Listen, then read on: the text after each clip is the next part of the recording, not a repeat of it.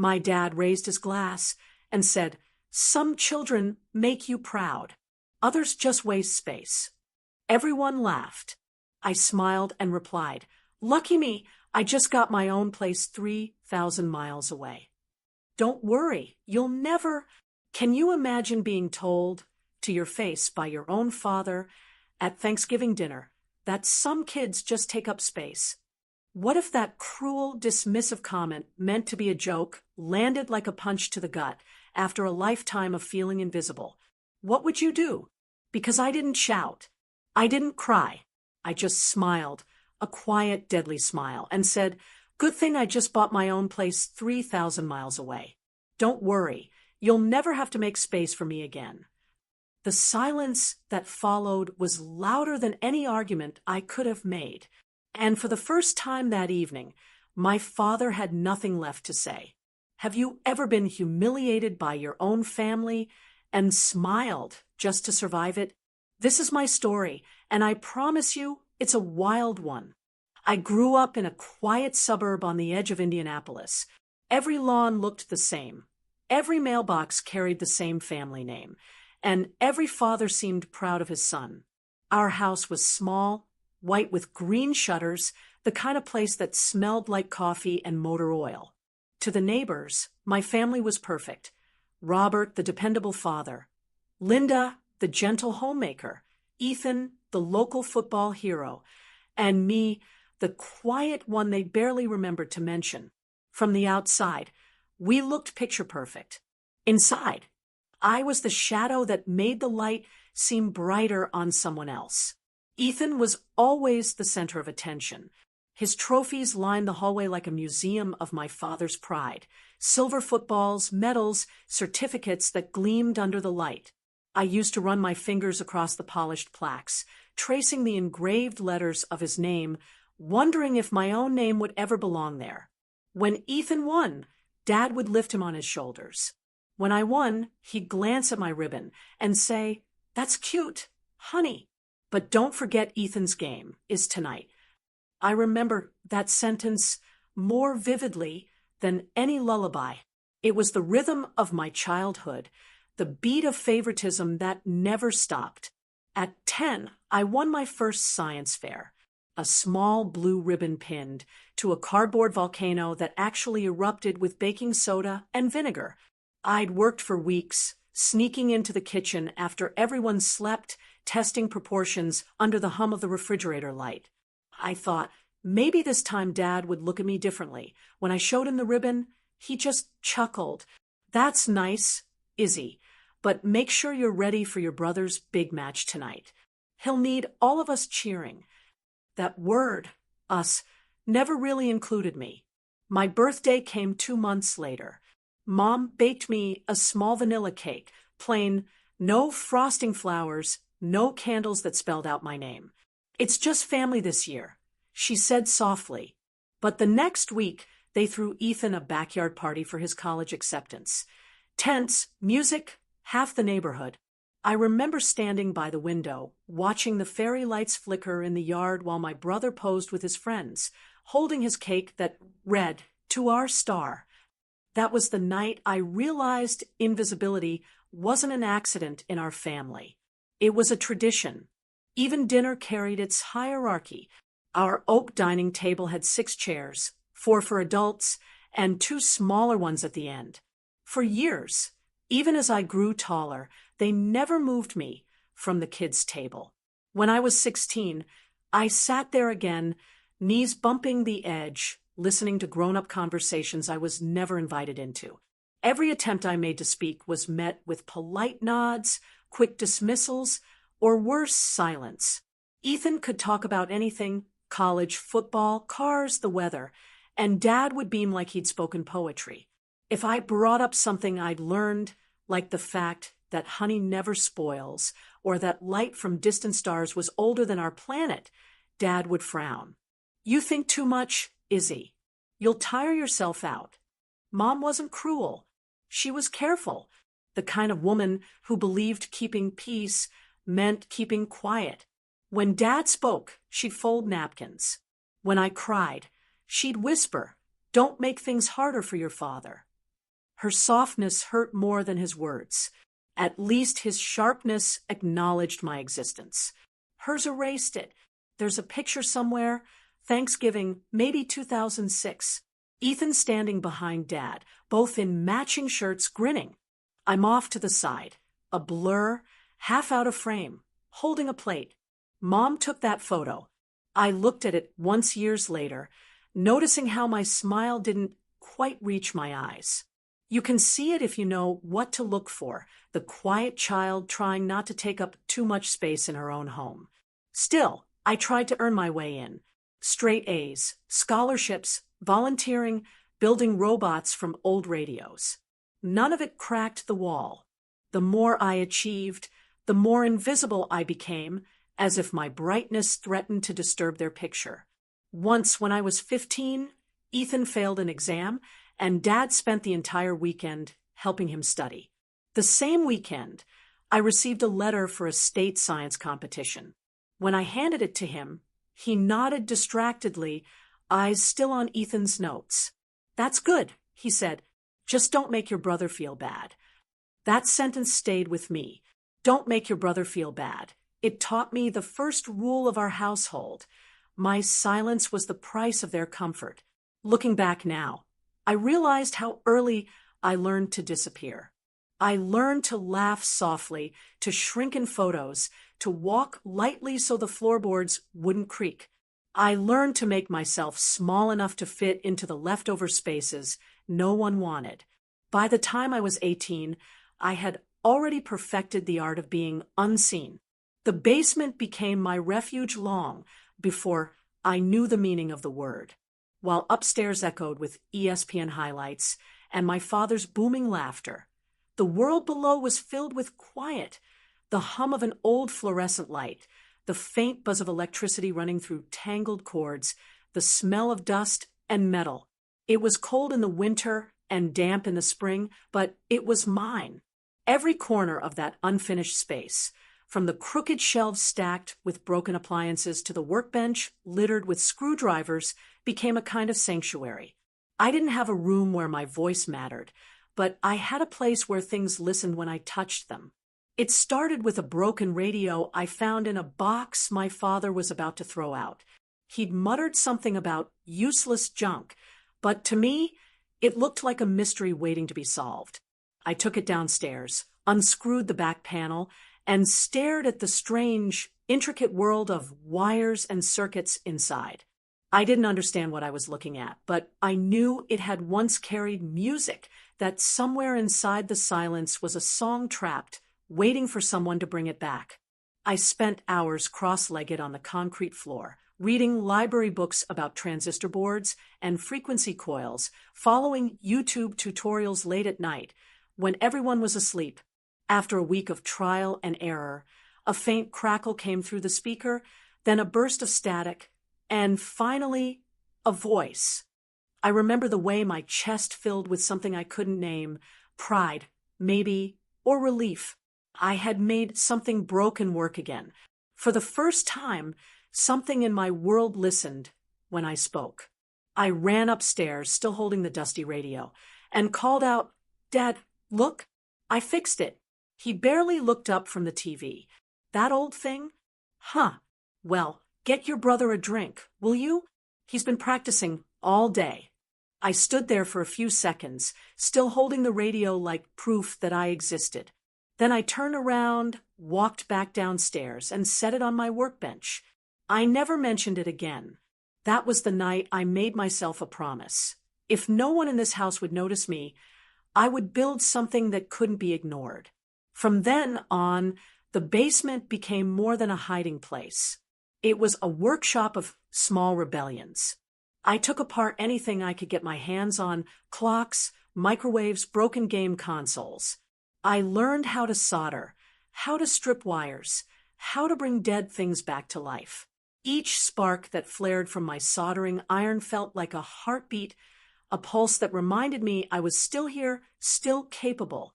There was something almost sacred in the way broken objects surrendered to patience. Machines didn't care about charm or popularity. They responded to effort, to persistence, to understanding. I couldn't fix my family, but I could fix everything else. One summer, when I was 16, I built my first computer entirely out of discarded parts from the local recycling center. The fan rattled, the screen flickered, but when it powered on, I felt like I had opened a portal into another world. I taught myself basic coding, learned to print 3D prototypes from online blueprints, and filled notebooks with sketches of designs I would one day create for real. It was never about escaping reality. It was about building one where I could finally belong. Of course, my father didn't see it that way. He'd come downstairs occasionally, usually when he needed to store old paint cans or broken furniture. He'd glance around, frown at the clutter of circuit boards and wires, and mutter, "You should spend less time with junk and more time doing something useful." I never bothered explaining that junk was what kept me alive. My mother would sometimes peek in, her face half lit by the narrow stairway light. "Don't work too hard, Isabel," she'd say softly. "You'll hurt your eyes." Then she'd vanish again, as if her presence there was forbidden. It wasn't cruelty. It was habit. The habit of staying out of my father's way, even if it meant staying out of mine, too. One afternoon, I found an old set of speakers in the garage, the same ones Dad had used back when he still played vinyl records. The wood casing was warped, one speaker cone torn, the wiring frayed. It felt poetic. Somehow, something once loved, now discarded. I spent 2 nights repairing it, rewiring the terminals, sanding the edges smooth, sealing the cracks with resin. When it was done, I carried it upstairs, proud of the work. Dad was sitting in his chair, reading the sports section. "It works again," I said quietly. "You can use it in the living room." He looked up just long enough to nod. "Good. Now, grab Ethan a glass of water before dinner." That was it. No acknowledgement, no curiosity, no trace of interest in what I'd done. Just another reminder that even my successes were invisible in this house. I stood there for a moment, realizing the irony. I had just given sound back to something broken, yet no one in this family would ever hear me. That night, I went back to the basement, turned off all the lights, and sat in the dark. The repaired radio played softly in the corner, the same one he'd called useless. I listened to a late-night jazz station, the saxophone notes curling through the air like smoke, and I thought, asterisk, maybe I wasn't meant to be heard here. Maybe the silence of this house wasn't something to fight. Maybe it was something to outgrow. Asterisk, from that moment on, every wire I soldered, every device I repaired became a step closer to freedom. I wasn't just fixing things. I was building an exit. I told myself that one day I would leave the basement, this house, this entire town. And when I did, I'd never look back. I didn't know where I'd go yet. I just knew it had to be far enough that my father's voice couldn't reach me, and close enough that I could still hear the hum of something I had built, something that worked, because I made it work. The letter came on a Thursday afternoon, tucked between a grocery coupon flyer and a stack of unpaid bills. The envelope was white, embossed with a red seal that shimmered faintly in the light. Stanford University Office of Admissions. For a moment, I couldn't breathe. My hands trembled as I tore it open, scanning the words that would change everything. "Congratulations. We are delighted to offer you a full scholarship." I read the sentence over and over, as if it might vanish if I blinked. Then I ran down the hall, through the kitchen, bursting into the living room where my father sat, his glasses perched low on his nose, reading the sports section as usual. "Dad," I said, breathless. "I got in. Full scholarship. Stanford." The name felt sacred on my tongue, like proof that I had finally done something undeniable. For a second, I waited for his reaction. Maybe surprise, maybe pride, maybe even a smile. But he just folded the newspaper slowly and looked up with the same expression he might give a weather forecast. Stanford, he repeated flatly. That's in California, isn't it? I nodded, still grinning. Yeah, it's one of the best engineering programs in the country. He leaned back in his chair, exhaled, and said, That's too far. Ethan's choice was much more practical. If you want to go that far, you'll have to figure it out yourself. He picked his newspaper back up, as if the conversation were over. My mother, standing by the sink, murmured, Your father's just worried about the distance, but she didn't meet my eyes. No one said congratulations. No one took a picture. There was no cake, no dinner, no, we're proud of you. The moment that should have been a victory felt like a private secret, something small enough to fit inside my pocket where no one could take it away. That night, I went down to the basement, sat by the old workbench, and unfolded the letter again. The words still glowed on the page, but they didn't feel like triumph anymore. They felt like escape. I whispered the name, Stanford, aloud, letting the sound fill the empty room. For the first time, the idea of leaving didn't just excite me, it felt necessary. The months that followed passed in a blur of preparation. I worked part-time at a hardware store to save what little I could, fixed old electronics for neighbors, and sold custom-built speakers online. Every dollar I earned became another inch between me and this house. Ethan, meanwhile, threw a graduation party that took up the entire backyard. My father wore his favorite polo, smiling in every photo beside him. When it was my turn to leave, there was no party, just a quiet morning and a half-packed suitcase. At the airport, the air smelled of coffee and disinfectant. My mother hugged me quickly, her hands cold against my back. Call when you land, she said softly. My father stood beside her, his posture stiff, arms crossed. I tried one last time. I'll send photos when I get there. He nodded, looking somewhere past me. Just make sure you don't forget where you came from. When it was time to board, I turned back one last time. He wasn't looking at me. He had already turned toward the parking lot, his figure shrinking as he walked away. My mother followed behind him, her head down. Through the glass wall, I pressed my hand against the window, watching their silhouettes fade. For a long moment, I stood there, my palm leaving a faint print on the glass, a mark that would disappear as soon as the next flight took off.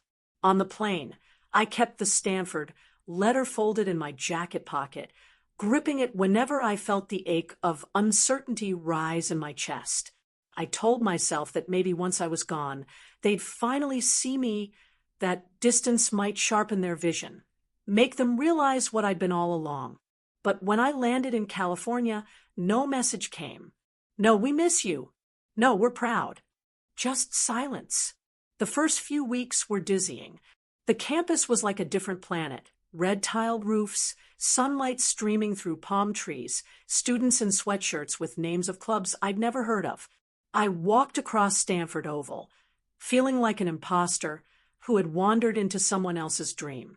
My roommate's parents flew in from Seattle to help her unpack. They brought flowers, took pictures, and cried when they said goodbye. I stood at the window, pretending not to watch, my hands empty. At night, I lay in my dorm bed, staring at the ceiling fan, thinking about that moment at the airport, my father's back turned, my reflection in the glass. I had traveled 2,000 miles, but the distance inside me had doubled. It wasn't just geography. It was silence carved into me like a second skin. I poured all that emptiness into work. I studied harder than anyone else, spending hours in the computer lab long after midnight. I joined the robotics team, where the hum of machines replaced the conversations I didn't know how to start. When the circuits lit up, I felt something close to peace, the same quiet satisfaction I used to feel in the basement back home. But sometimes when I finished a project or earned top marks on an exam, I'd catch myself glancing at my phone, waiting for a text that would never come. That's when I understood. Leaving home doesn't erase the hunger to be seen. It only changes where you starve. I thought distance would make them realize what I was worth. I thought success would make them proud. But I was wrong. It only made the silence louder. The first years in California felt like walking a tightrope, suspended between exhaustion and survival. I arrived at Stanford with 2 suitcases, a second-hand laptop, and just enough savings to last 2 months if I stretched every dollar. The scholarship covered tuition, but not food, housing, or books.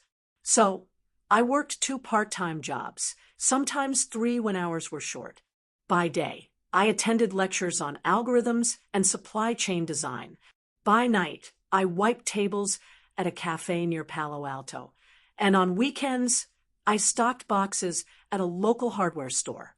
My body never stopped moving, but my mind clung to one quiet mantra: keep going. Dinner was usually a cup of instant noodles or a half a sandwich I couldn't finish during my shift. My bed was a sofa in a cramped shared apartment with 2 other students, one studying architecture, the other medicine. They both had parents who wired the money every week. I had silence. On nights when I couldn't sleep, I would stare at the ceiling and let my mind wander. Back to the basement at home, the warmth of machines, the scent of dust and oil. It was strange how something that had once felt like exile now became the only place where I'd ever felt certain of myself. I found a small haven in the university's robotics lab. It was open 24 hours, dimly lit, the air filled with the metallic tang of solder and ozone. There, surrounded by half-assembled drones and tangled wires, I felt alive again.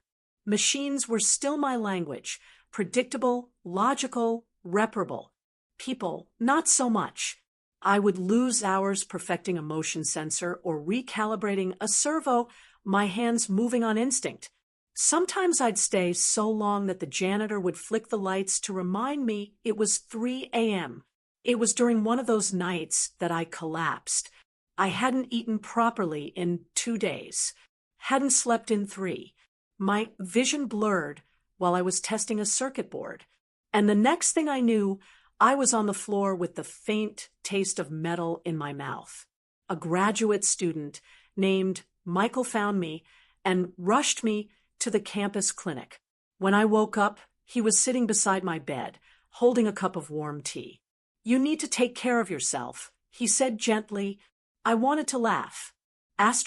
Take care of myself? That was the only thing I'd been doing since I was old enough to realize no one else would. The doctor told me I was severely anemic, undernourished, and dehydrated. He suggested I call home, maybe ask for help. I nodded, but I knew that wasn't an option.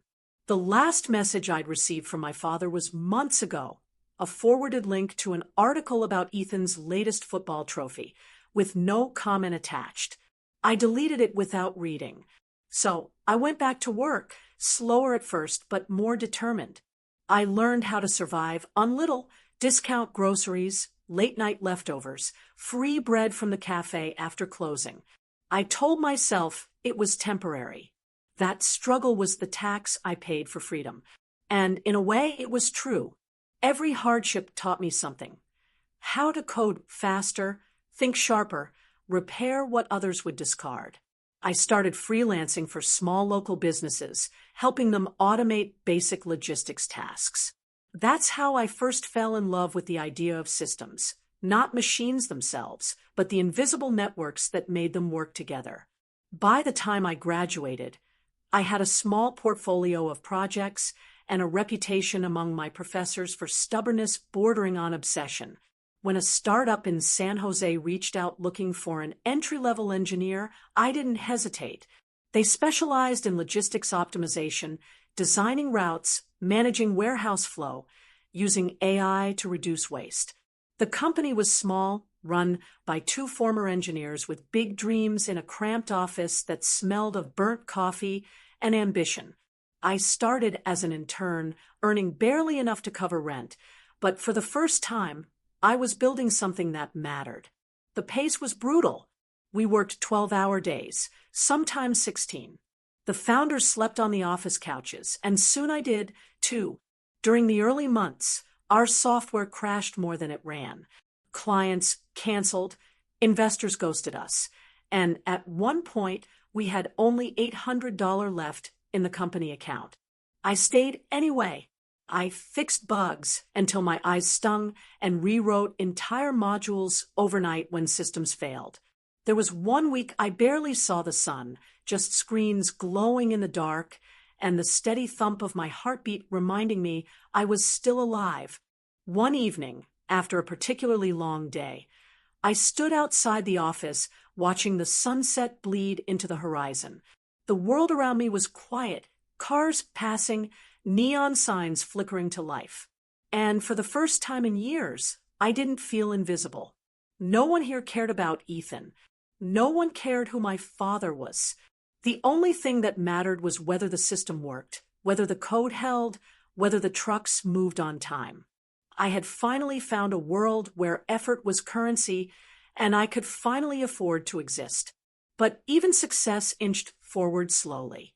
Months blurred into years, and the exhaustion became familiar, almost comforting. I learned how to write code on 4 hours of sleep, how to make business calls with a fever, how to smile during investor meetings when my hands were shaking from caffeine and stress. It wasn't easy, but it was real. I was building something tangible, brick by invisible brick. Sometimes when I stayed late after everyone else had gone home, I'd turn on the small radio I kept by my desk, the same model I'd repaired in my father's basement years ago.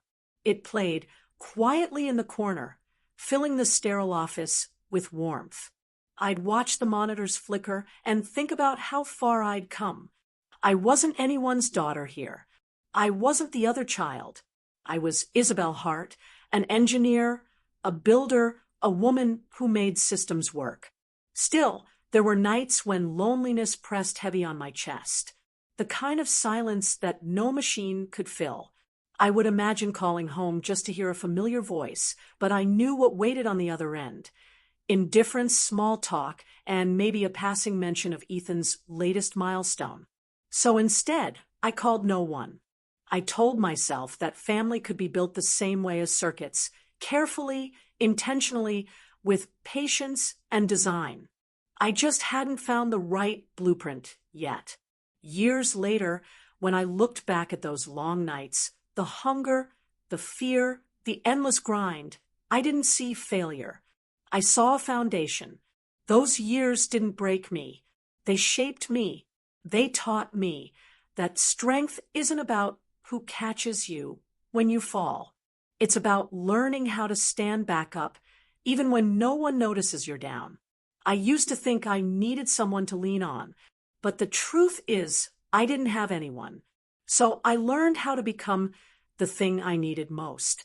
I became my own anchor, my own safety net, my own place to land. And that, I realized, was the beginning of everything. Success came quietly, almost without warning. One day I was sleeping on a worn leather couch in the corner of the office, eating leftover pizza while debugging a routing algorithm. And the next, our software was being used by hospitals across California. It started small, a few regional clinics testing our logistics system to track medical supply deliveries in real time.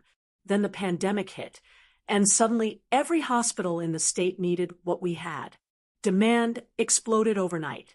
The chaos that broke other companies became the wind beneath ours.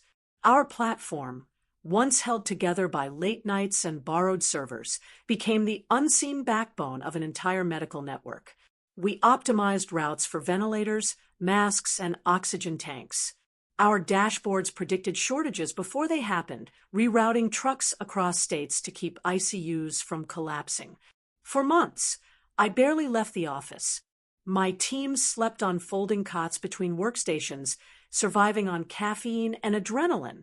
Every ping from my phone, another shipment delivered, another hospital saved. It felt like proof that my years of quiet work finally mattered. News outlets picked up the story. A small California startup is redefining emergency logistics. My inbox flooded with interview requests and partnership offers. One morning, I open an email from Forbes.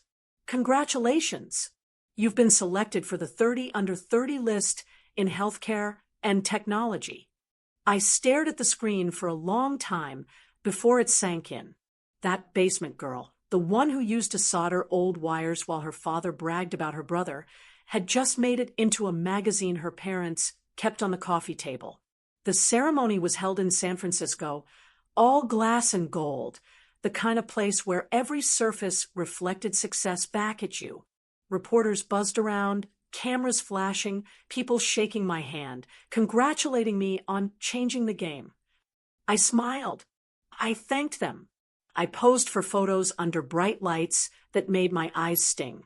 And then a journalist, a woman with perfect posture and a voice like honey, leaned forward during a live interview. "So, Isabel," she said, "how does your family feel about your success?" The question caught me off guard. For a moment, I froze. Not because I didn't know the answer, but because I did. I smiled the same polite smile I'd learned to wear years ago. "They're not really into this kind of thing." I said, "They don't care much for technology." The interviewer laughed, assuming I was joking. The cameras flashed again. But behind that laugh, something inside me went quiet. Later that night, I sat in my hotel room, the award plaque resting on the desk beside me. The city outside glittered, alive with celebration, but I couldn't feel any of it. I thought of my father sitting in his old recliner, probably watching football, unaware or uninterested that his daughter's name had just been broadcast on national television. I thought of my mother tidying up after dinner, maybe glancing at the muted TV and flipping the channel before my segment aired.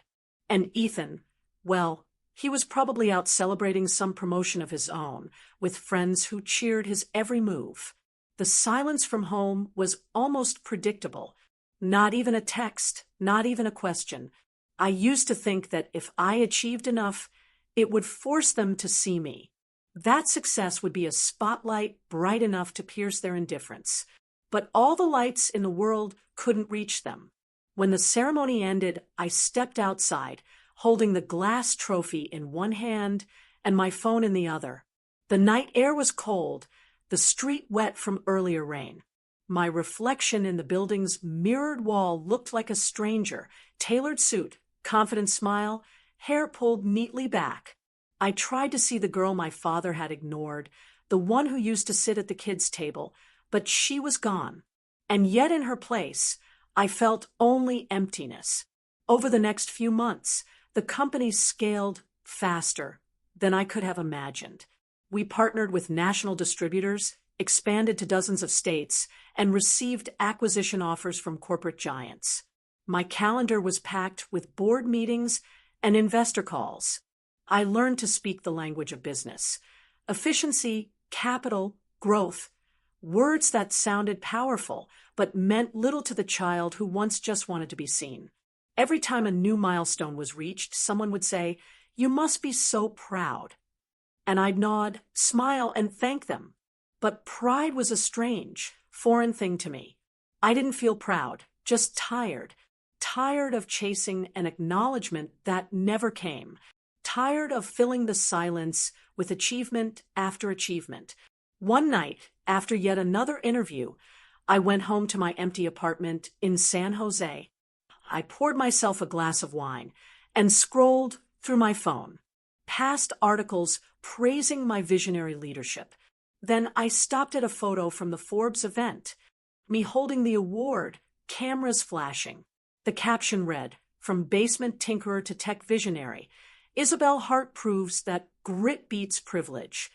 I stared at that word, privilege. It made me laugh quietly, almost bitterly. They had no idea. Privilege was Ethan's name engraved on every trophy, his seat at the adult table, the easy comfort of being loved without earning it. What I had wasn't privilege. It was survival dressed up as ambition. I closed my laptop, set the award on the shelf, and sat in the dark. The apartment was silent except for the faint hum of the refrigerator. The glow from the city outside painted soft rectangles on the floor. I realized I had everything I once thought I wanted: success, stability, recognition. But none of it filled the hollow space I'd carried since childhood. When you grow up invisible, you think visibility will save you. You think if you shine bright enough, the people who ignored you will finally turn their heads. But all it does is cast longer shadows. The next morning, I woke before dawn and stood by the window, watching the fog roll over the city. For the first time, I allowed myself to whisper the truth. They'll never see you the way you hoped they would. And strangely, instead of breaking me, the thought felt like freedom. The world saw me now. The headlines saw me. My colleagues saw me. But my parents, they never would. And maybe that was okay, because somewhere deep inside, I was beginning to understand something even more powerful than being seen, the peace of knowing I no longer needed to be. After the acquisition deal closed, the world around me moved faster than I could feel it. Meetings, contracts, lawyers, headlines. It all blurred together into a single, breathless rush. The number in my bank account didn't feel real. I had lived most of my life counting coins for instant noodles, and now I could buy almost anything I wanted. But when the noise faded and the congratulatory emails stopped pouring in, I realized I didn't want anything. I wanted somewhere that felt like peace. I found it on a gray morning in Seattle. The city was wrapped in mist, the air sharp with the smell of salt and rain. The realtor led me up to a glass-walled apartment overlooking Elliott Bay. Floor-to-ceiling windows stretched across the living room, the ocean shimmering beyond them like liquid steel. The space was quiet.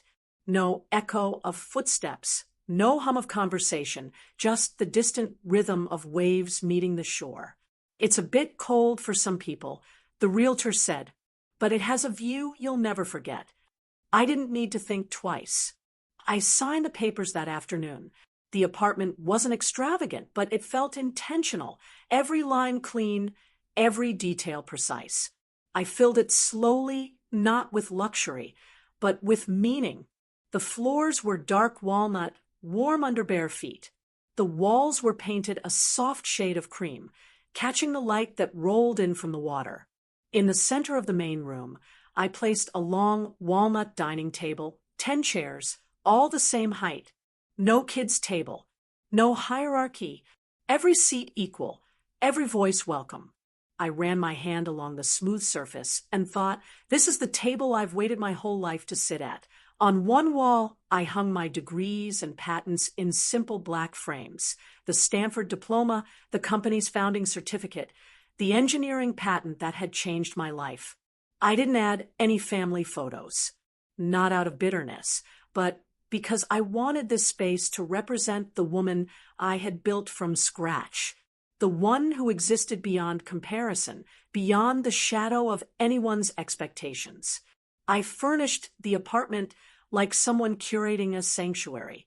The couch was deep brown leather, worn enough to feel lived in. A bookshelf lined one wall, filled not with business books, but with novels, essays, and old engineering manuals. The kitchen gleamed with polished marble counters, though most nights all I cooked were simple meals: soup, bread, tea. The bedroom faced the bay, where the early sun melted through the fog and painted the walls with silver. It was everything my childhood home wasn't: quiet, balanced mine. One of the last things I brought into the apartment was the old radio, the same one I'd repaired as a teenager in my father's basement. It was scratched and faded now, the metal knobs dull from years of use. But when I placed it in the corner of the living room and turned it on, it still worked. The speaker crackled before a soft tune emerged, static and melody blending like a memory you don't want to erase. That sound filled the room differently here. Back then, the radio had been my only proof that I could bring something broken back to life. Now, it played in a place that existed because I had done exactly that with my life, not just with wires. Sometimes in the evenings, I would sit by the window with a cup of tea, watching the ferries drift across the bay. The skyline shimmered in the distance, quiet, deliberate, like a city that didn't need to prove anything. I realized that was what I wanted for myself. For years, I'd chased success the way a starving person chases warmth, believing that once I had it, I'd finally feel whole. But here, in this stillness, I understood something different. Success was just noise. Peace was the melody underneath. People around me started to notice the change. Colleagues asked why I hadn't bought a mansion, why I chose a quiet place instead of a high-rise penthouse in San Francisco. I smiled and said, because I didn't buy luxury, I bought peace. And it was true. This wasn't a prize. It was a reclamation. Every plank of wood, every piece of glass, every inch of silence was mine, earned through years of invisibility, hunger, and persistence. In this apartment, I could finally breathe. I could play music without turning the volume down. I could eat dinner at my own table without waiting for permission to speak. I could look around and see a life that no one had given me and no one could take away. Some nights, I would leave a single lamp on by the table and let the room go dim. The city lights flickered through the window, dancing across the glass walls like ripples of gold.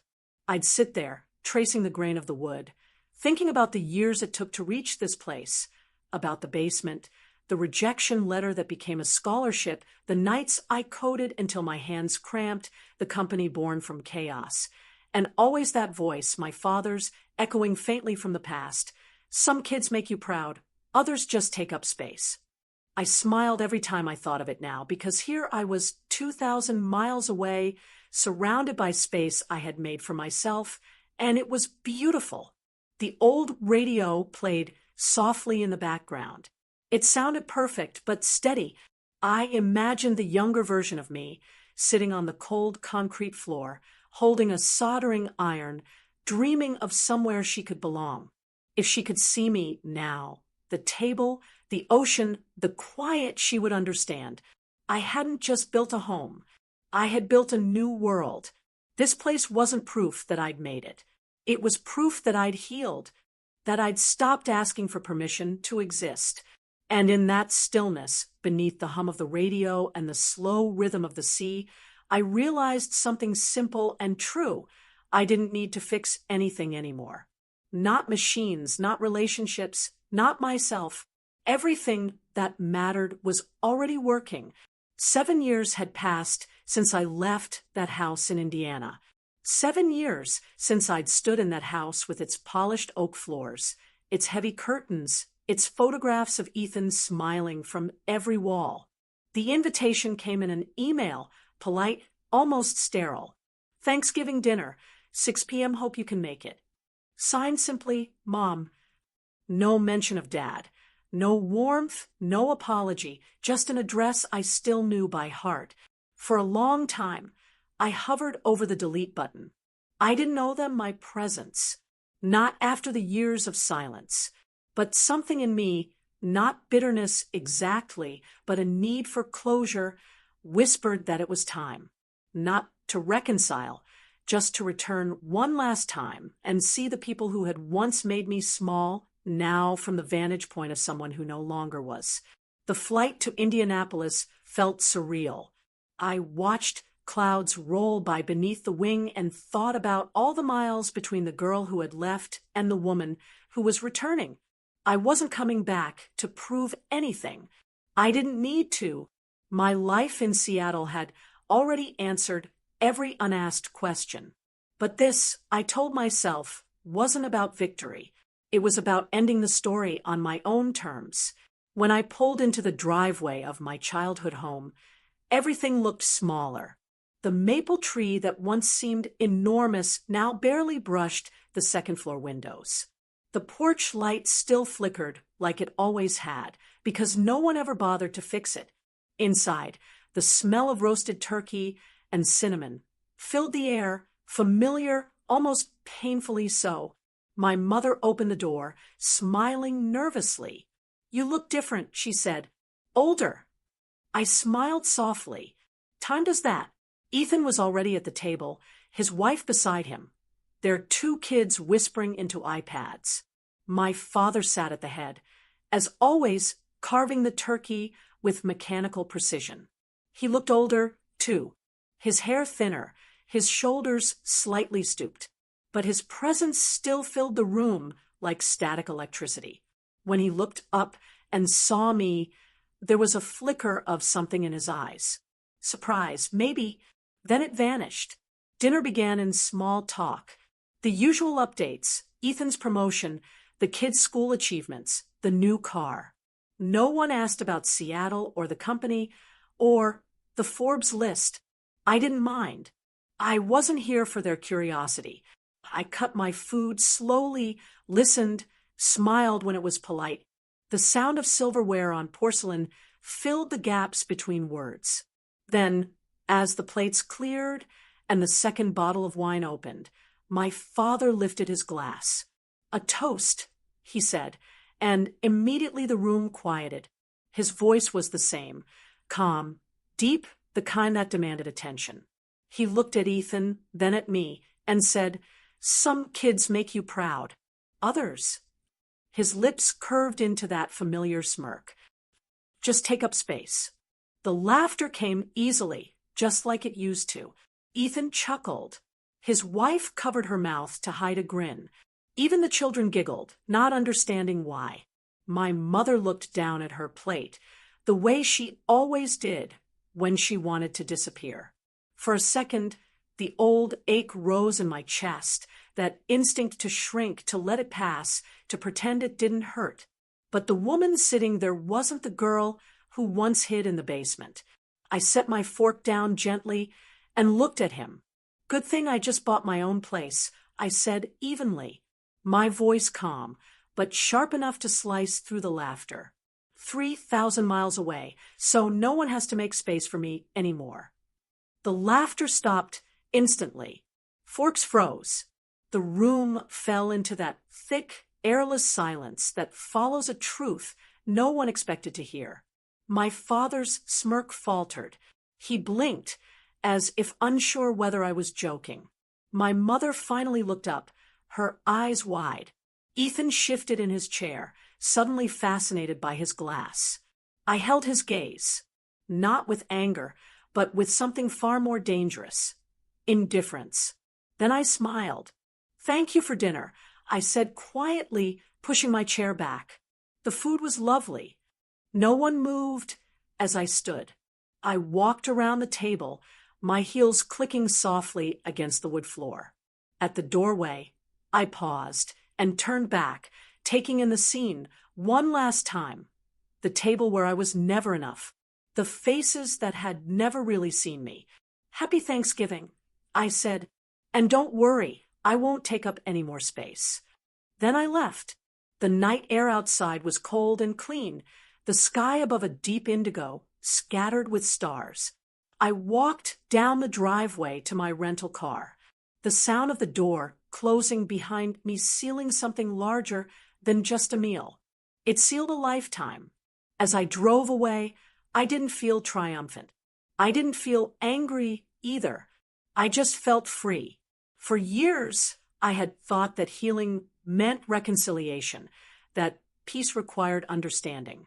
But now I realized sometimes peace is simply walking away without the need for anyone to follow. The road stretched ahead, empty and quiet, the headlights carving tunnels through the dark. I rolled the window down, letting the cold wind whip across my face. The old radio? Yes, I brought it with me, sat on the passenger seat, playing a faint, crackling song from some late-night station. And as I listened, I thought of the girl I once was, sitting at the kids' table, small, invisible, waiting for her turn to belong. I wanted to tell her this. Asterisk, you never needed a seat at their table. You were always meant to build your own. Asterisk, when I reached the edge of the city, I looked in the rearview mirror one last time. The house was far behind me, swallowed by the dark. I didn't need to see it anymore. I had already left the part of me that needed it there, and she could finally rest. I didn't win that night by saying something clever. I didn't win at all. I simply stood up and walked away, and that was enough. Christmas arrived wrapped in the soft gray mist of the Pacific Northwest, the kind that blurred the line between sea and sky until everything looked like peace. In the week leading up to it, my apartment by the bay slowly transformed. Evergreen wreaths hung over the glass doors, threaded with crimson berries and strands of golden light. The long walnut table that had once stood empty now gleamed under the gentle glow of candles. For the first time since I'd bought this place, I wasn't preparing for solitude. I was preparing to share it. It started as a simple idea, an antidote to the hollow echo of that Thanksgiving night. I didn't want to spend Christmas pretending the silence from my family didn't sting. I wanted to fill that silence with something real, something human. So I opened my door to everyone who had ever been made to feel small, unseen, or forgotten. I wrote the invitations by hand to my former robotics professor at Stanford, Dr. Lang, who had once told me the world needs more quiet builders. To Nora, a fellow engineer who'd been laughed out of her old job after standing up to her boss. To my neighbor, a single father named Miguel, who worked double shifts and still managed to coach his son's soccer team. To an older couple from my building who had lost touch with their own children. To my cousin Sarah, the only relative who had ever defended me at family dinners, even when it cost her their approval. And most tender of all, to my grandmother. When I called her, her voice cracked on the other end. Seattle? Oh, sweetheart, that's so far. Grandma, I said, smiling into the receiver, I'll send the ticket. You just bring yourself. She chuckled softly. You sound like your mother used to before she learned to whisper. On Christmas Eve, the first snow of the season dusted the city in quiet silver. Inside, the apartment glowed like a lantern. The table was set with white porcelain plates and clear crystal glasses, their reflections dancing in the candlelight. Sprigs of pine and cranberry ran down the center like a river of winter. The air smelled of rosemary, butter, and salt. The chef I'd hired, a local named Mason, had filled the kitchen with the scent of roasted salmon and fresh bread. A playlist of soft acoustic carols floated through the space, just loud enough to feel like warmth. One by one, they arrived. Nora came first, holding a bottle of wine and laughing through the cold. Dr. Lang brought a book wrapped in newspaper, muttering that he hadn't had time for proper wrapping paper. Miguel and his son brought dessert, homemade flan still warm in its tin. My grandmother arrived last, her small frame bundled in a red coat, her eyes shining brighter than the lights around us.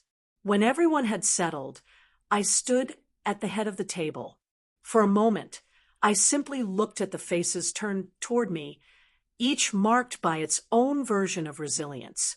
Then I said, I know some of us didn't have a place to go this Christmas, but tonight I wanted to make sure everyone had a seat. No one at the kids' table. No one in the corner. No one forgotten. Laughter rippled around the table, gentle, genuine.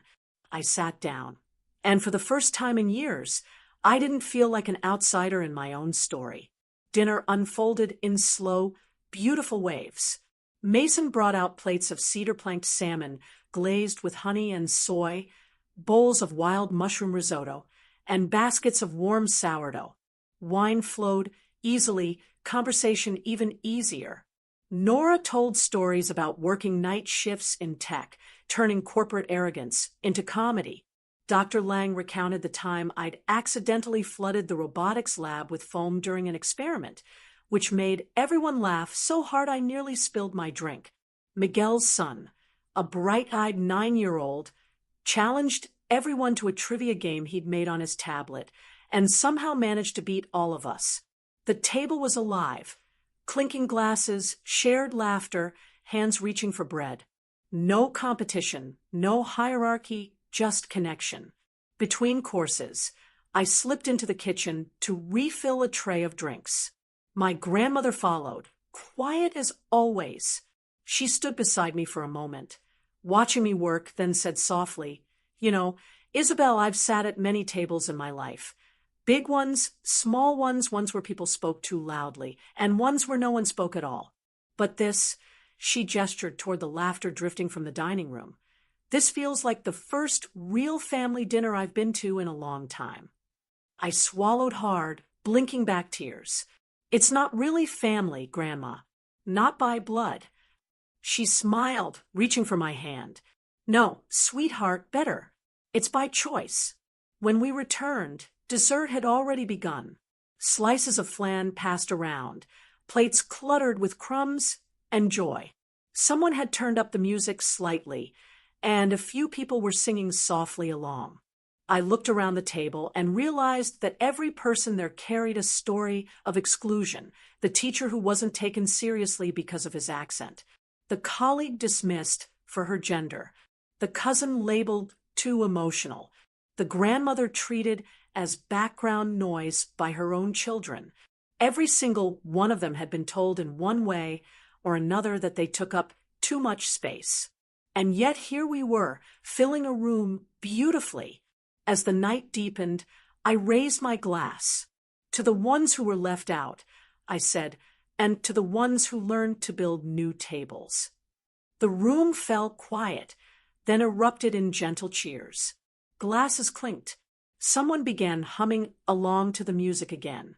Later, when the plates were empty and the candles had burned low, we all stayed at the table, talking, sharing memories, laughing about nothing and everything. I noticed how easily everyone listened to one another. No interruptions, no comparisons, just warmth. My grandmother reached for my hand again. Her voice, a whisper meant just for me. "You did it, Isabel," she said. "You built the kind of family your father never understood." "Oh, Grandma." I turned my head toward her, the flicker of candlelight catching in her eyes. "I didn't build it alone," I said. "They came and they made it real." She nodded slowly. "That's what real families do. They make each other real." When everyone had gone home and the apartment had fallen silent again, I stood by the window overlooking the dark bay. Snow still fell, soft and endless. The table behind me was a beautiful mess. Empty glasses, napkins folded into careless hearts, the faint scent of pine, and vanilla lingering in the air. I thought about the home I had grown up in, the rigid lines, the quiet expectations, the laughter that never reached me. And then I looked around this room, filled hours earlier with imperfect, ordinary people who had chosen to show up, to care, to belong. In that moment, I understood something I never had before. Family isn't where you come from. It's where you are seen. No one here shared my last name, but every heart that had walked through my door that night had left something behind. A piece of grace, a spark of healing, a fragment of the love we were all still learning how to give. I walked over to the corner of the room where the old radio sat. I turned the dial gently until a faint tune drifted out, a soft jazz version of Silent Night, the same song that had played in the basement all those years ago when I dreamed of a different life. Only now it didn't sound like longing. It sounded like home. As the snow thickened outside, I whispered to no one in particular, "There's no family here tonight by blood." But every heart in this room was real. And for the first time in my life, that was more than enough. By morning, the snow had stopped, leaving the city wrapped in quiet white. The apartment still smelled faintly of pine and cinnamon, the table a battlefield of crumbs and candle wax. I was barefoot, holding a mug of coffee, watching sunlight stretch across the floor, when my phone buzzed on the counter. At first, I ignored it. I wasn't ready to return to the noise of the world. But when it rang again, then again, I glanced at the screen. Dad. My thumb hovered over the answer button. 7 years of silence, and he was calling now. I hesitated, then swiped to accept. Isabel. His voice was sharp, controlled, the same tone he used when I was a child and had done something he considered foolish. Do you know what's happening right now? I frowned. Good morning to you, too. He ignored that. The entire town's seen those pictures. Pictures? The Christmas dinner, he snapped. Someone posted them online. Your cousin, I think. Everyone's sharing it. The warmest Christmas dinner in Seattle. You and your group. People are calling it inspiring. I blinked, surprised. I hadn't even realized anyone had taken photos. Sarah must have posted them. She loved documenting moments. Apparently, he continued, voice rising, you said something about building a table for the forgotten. You think that's funny? The comments there are saying how your family rejected you, how you built your own. You made us look like fools. Isabel. The whole town's talking. I leaned against the counter, staring out the window. I didn't make you look like anything, Dad. You did that all on your own. Watch your tone. There it was. The command, the old dominance, as if time hadn't passed. But I didn't shrink this time. My voice stayed steady, calm like the sea outside. I didn't mention your names. I didn't blame anyone. I just hosted dinner for people who didn't have a place to go. He scoffed. And you called it family. I smiled faintly. It felt like one. There was silence, sharp, uncomfortable. I could almost hear him pacing, picture him gripping the phone too tightly. You always did love dramatics, he said. Finally, all this self-pity, parading your so-called independence. What? You think you're better than us now? No, I said softly. I think I finally stopped needing you to tell me I'm enough. He exhaled hard, as though my calmness offended him more than any argument could. You have no idea how disrespectful this is. Your mother's been humiliated. Your brother called this morning. Says people are asking what happened between us. You've dragged our family through the mud just to play the victim. I closed my eyes. There it is, I thought. The story they'd always needed to tell. That I was the problem. That I'd turned my back on them. I had lived my whole life trying to rewrite that narrative. But now I realized I didn't have to. They could keep their version. I had mine.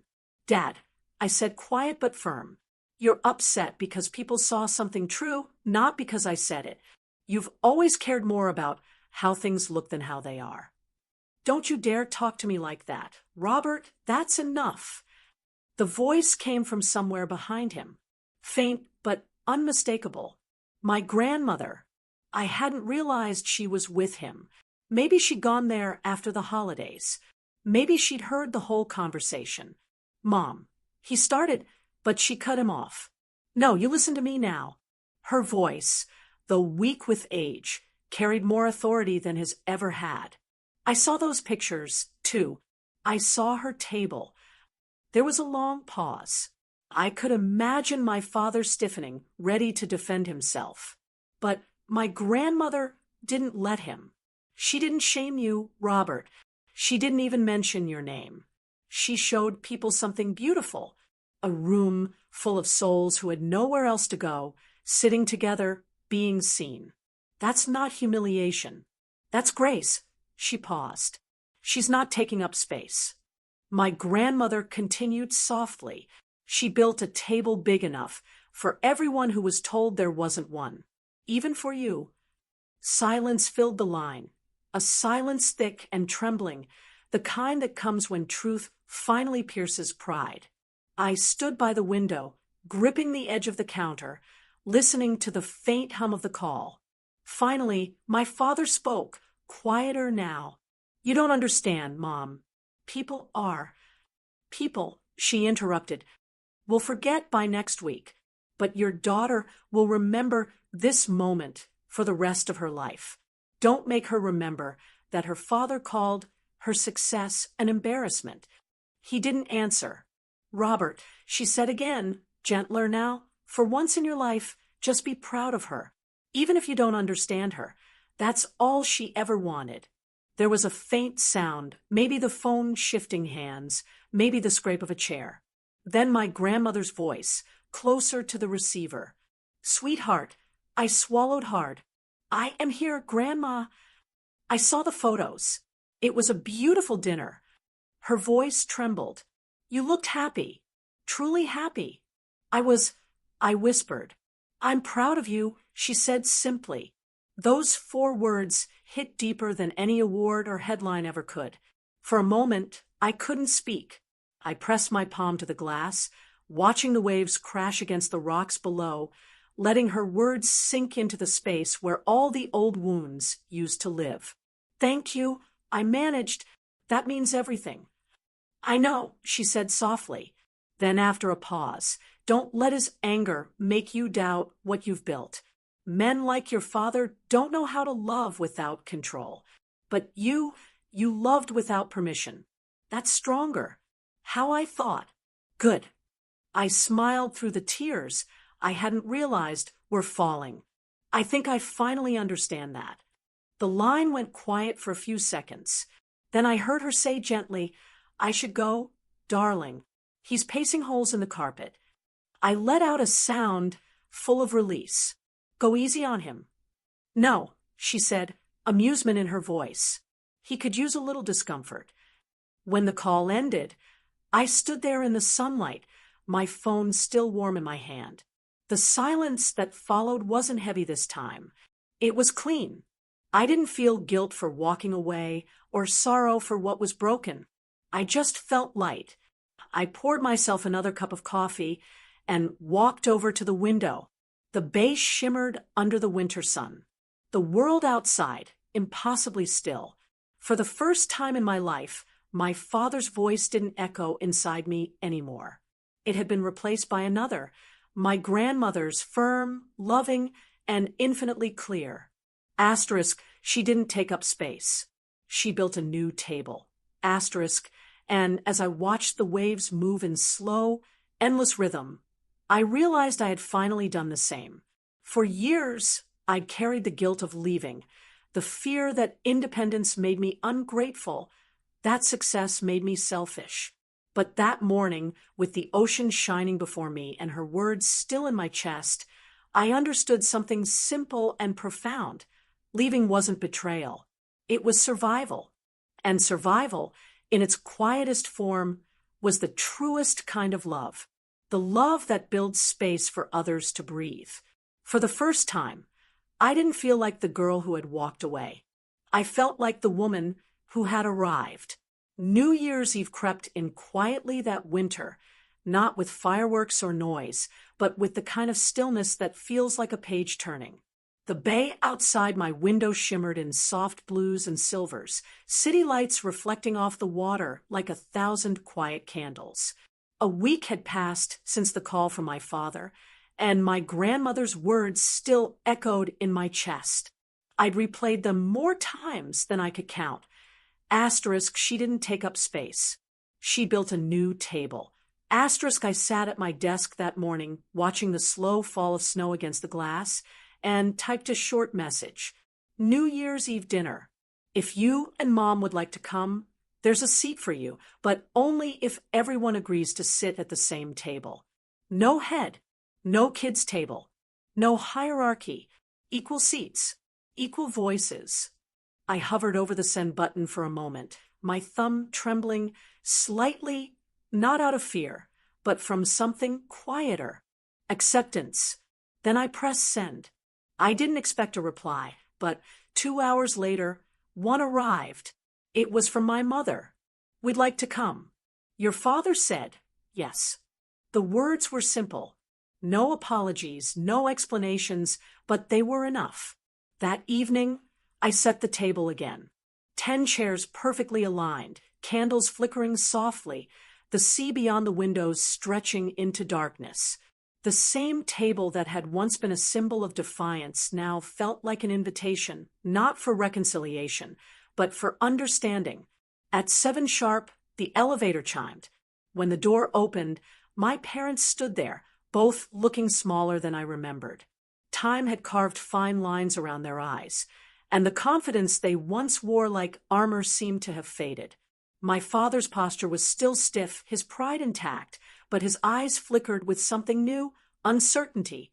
My mother smiled nervously, clutching a small box wrapped in silver paper. "Hi, Isabel," she said softly. "Hi, Mom. Come in." They stepped inside, glancing around the apartment. My father's gaze lingered on the wall where my degrees and patents hung, framed proof of the life they had chosen not to see. He said nothing, but I saw the faint tightening of his jaw. Dinner was quiet at first. The air carried the careful politeness of strangers trying to remember how to speak to one another. I served roasted halibut, rosemary potatoes, and wine from a small vineyard near Oregon. My mother complimented the view, the food, the candles, anything but the distance between us. My father mostly listened, pushing his fork around his plate, glancing occasionally at the radio in the corner. Finally, it was my mother who broke the silence. "You always liked music," she said softly, nodding toward it. "Even when you were little, you used to fix that old thing downstairs. Remember?" I smiled faintly. "I remember." A long pause stretched across the table. The city lights danced through the glass behind them, painting soft gold across their faces. Then, unexpectedly, my father spoke. "Maybe," he hesitated, his voice slower now, "maybe I didn't see it." I looked up. "See what?" He exhaled. "What you were doing. Who you were becoming. I thought Ethan was the one who needed us more. You always seemed self-sufficient." My mother nodded slowly. "I think I told myself you were fine. Isabel. You never complained. You just kept going. I didn't realize that silence doesn't mean peace." Her words landed gently without defense or excuse, just a kind of late honesty. I didn't rush to fill the silence. I wanted to let it breathe, to let them feel the weight of what was being said. My father looked down at his hands. "I shouldn't have said what I said that night." He murmured, "The toast." I let out a small breath. Not quite laughter, not quite forgiveness. "It's all right," I said softly. "You are right in a way. Some kids do make their parents proud. Others just make themselves free."